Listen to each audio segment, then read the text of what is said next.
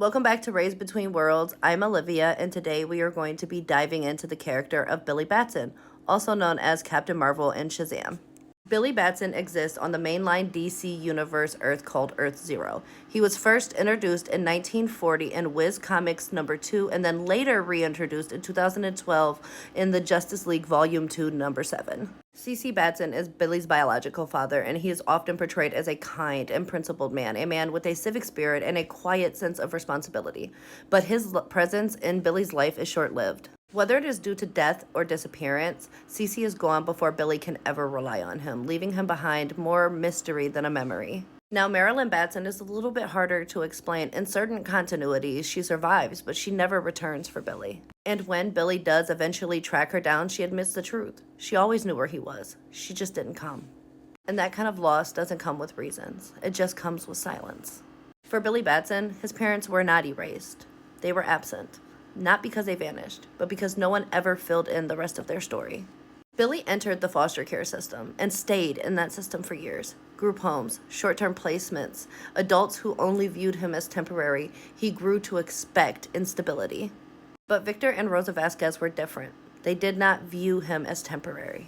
They never asked Billy to change who he was before earning their care. They didn't frame trust as a reward for good behavior. They made space for all of the hard parts of him and all of the other things that the other placements rejected.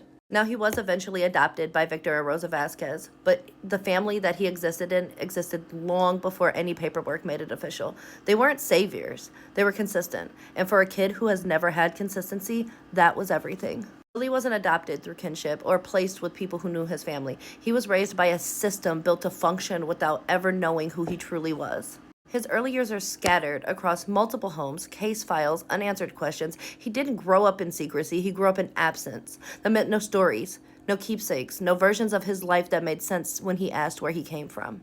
And by the time he met the Vasquezes, he had already decided what to expect from people. Nothing. And that wasn't bitterness, it was survival. When children grow up in these systems, especially when nobody stays long, they often live without a mirror. Nobody tells them who they take after. Nobody confirms their instincts. Their history becomes an empty frame. They learn to fill it with silence. And that's exactly what happened to Billy. Becoming Shazam didn't make Billy someone new. It gave shape to the parts of him that had never truly been recognized. He didn't step into that power because he felt worthy. He stepped into that power because for once, someone asked him to. But powers don't fix abandonment. And lightning isn't the answer to the questions about why your parents left.